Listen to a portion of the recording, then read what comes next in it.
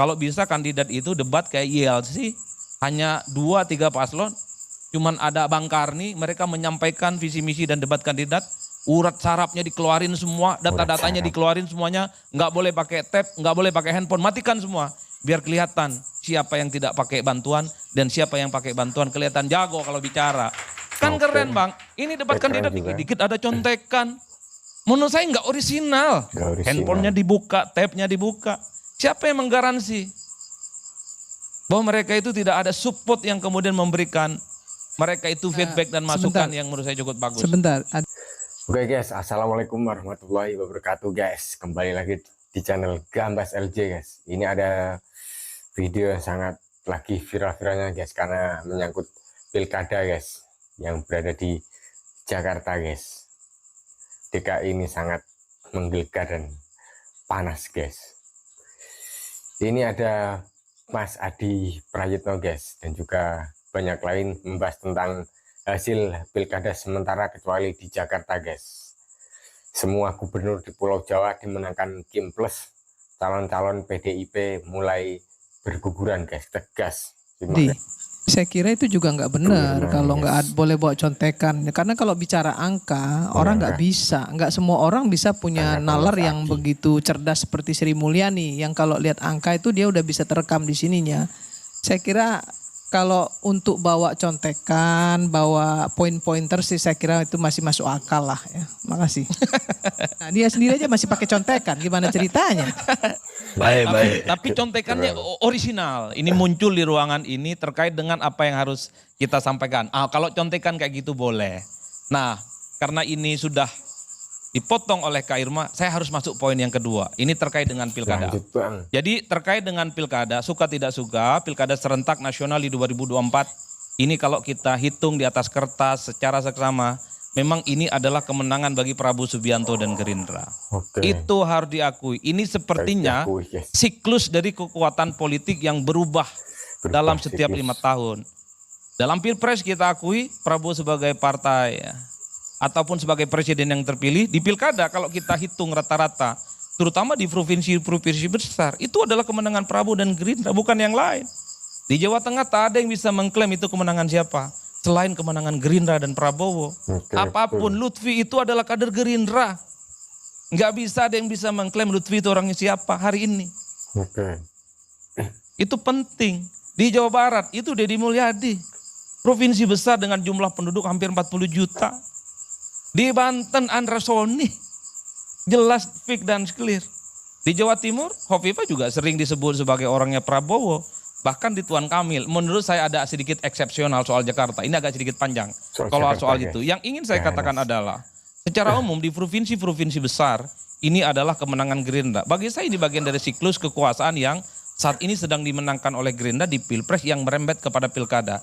Ini mungkin adalah obat politik karena pilkada saat ini Gerindra menang dan pileg kebetulan Gerindra itu kan dia nomor 3, kalah dari Golkar yang saat itu secara pileg dia tipis banget perolehan suaranya dengan PDIP. Oleh karena itu kalau kita hitung rata-rata secara umum, wajar kalau kemudian yang layak berbangga per hari ini adalah Gerindra dan Prabowo Subianto. Dan itu sangat terlihat dari endorsement secara terbuka bisa dilakukan.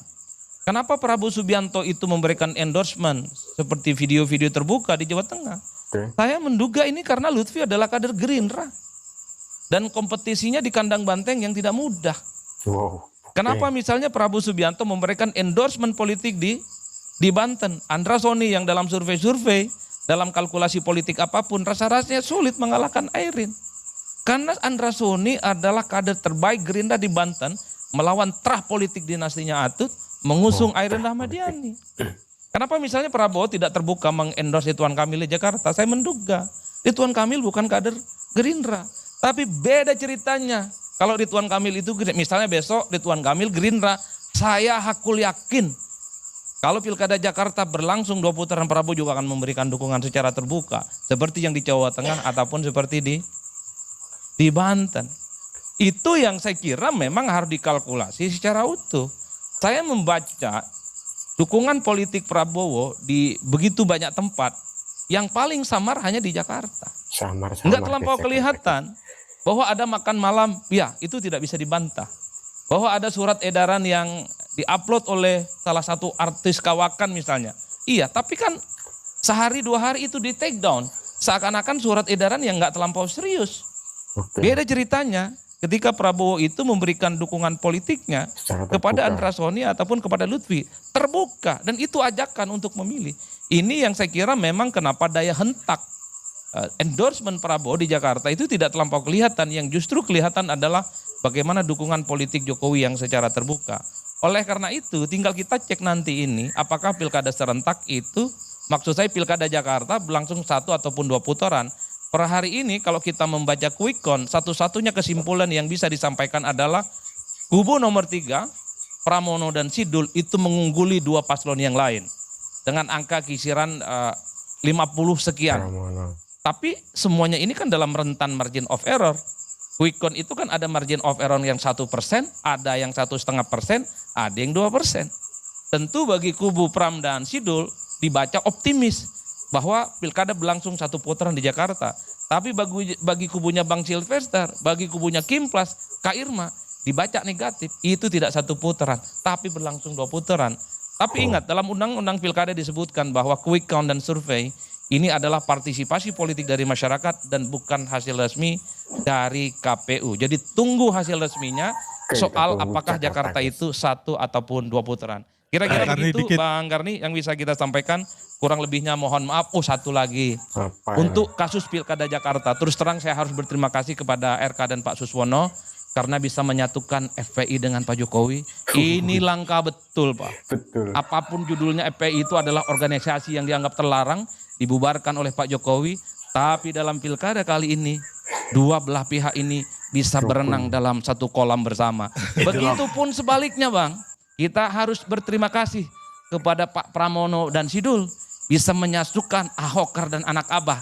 Bang Ges, saya membayangkan cukup akrab dengan kawan-kawan dan elit-elit PDIP yang sepanjang 5 tahun lamanya saling kelahi, saling ribut, saling menegasi. Tapi inilah politik kita. Satu sisi memang buat ribut, tapi politik jugalah yang kemudian membuat kita saling berangkulan satu sama yang lainnya. Terima kasih. Billahi taufik wal hidayah. Wassalamualaikum warahmatullahi wabarakatuh. Bang Karni, saya 1 menit aja menanggapi Bang Ges ya. Klaim Bang Ges bahwa sudah ada kemenangan untuk Pram Rano itu sangat dini. Karena Bung Ges ini bukan KPUD yang bisa mengumumkan kemenangan. Jadi saya kasih pemahaman sedikit, Bung Ges dan kita semua. Quick count pertama itu di Indonesia itu tahun 2004. Ya. Dan itu ada margin of error yang tadi 1%, 1,5% sampai 2%. Dan itu dilakukan oleh LP3S, NDI, National Democratic Institute, Yayasan TIFA, dan Metro TV. Hasil quick count itu untuk SBYJK itu 62,2%.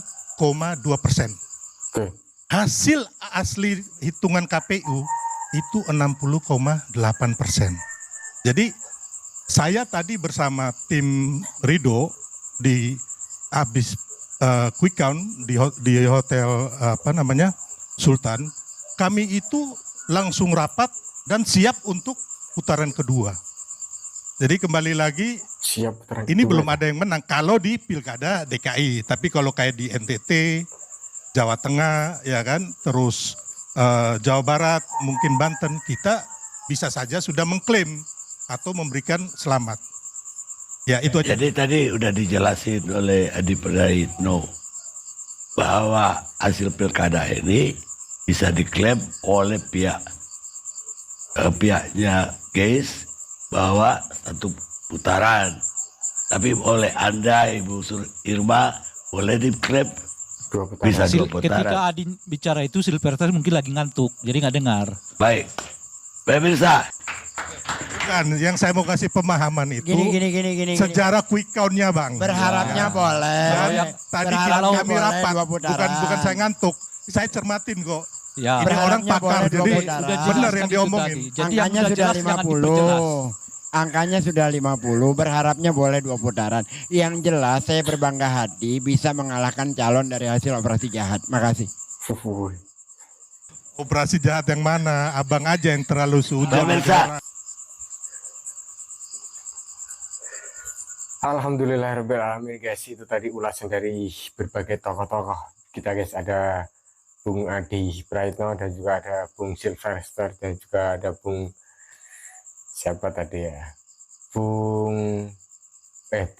Irma guys, mengulas tentang ini apa ya, pilkada serentak yang oke lah, kalau kemungkinan bukan kemungkinan, oke lah, di banyak provinsi itu yang menang adalah calon-calon dari Pak Prabowo guys. Tapi ini yang agak berat itu di Jakarta guys, dan ini yang menjadi apa ya, kejutan adalah FPI dan Pak Jokowi ini lagi akur lah istilahnya ya guys ya, karena dulu ada sedikit konflik sedikit lah atau apalah pokoknya. Oke, dan ini semoga menjadi channel edukasi juga, dan juga menjadi apa ya, tambahan informasi guys untuk pilkada serentak, dan juga apapun untuk memberitakan yang lagi hot news lah istilahnya guys. Oke, semoga pilkada dimanapun tetap damai dan juga tetap akur-akur saja guys. Oke, wassalamualaikum warahmatullahi wabarakatuh. Gambas LJ.